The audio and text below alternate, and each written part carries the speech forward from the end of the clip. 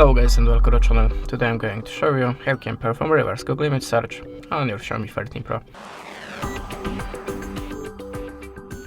So we have a Google Lens on this device, so there is two ways to perform this reverse image search.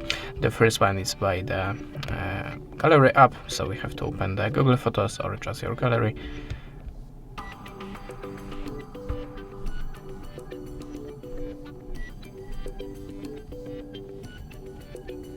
Now choose the photo that you want to search in the Google, like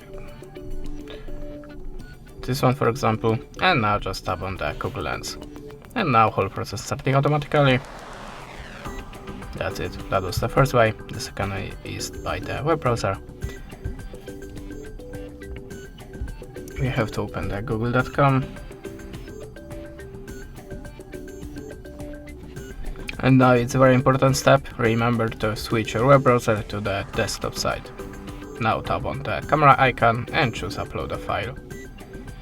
Add a permission, and like before choose the photo. And exactly same like before, the whole process starting automatically, and we're looking for the similar or the same image in the Google database. That's it, thanks for the watching, leave us a subscribe or a comment, and goodbye.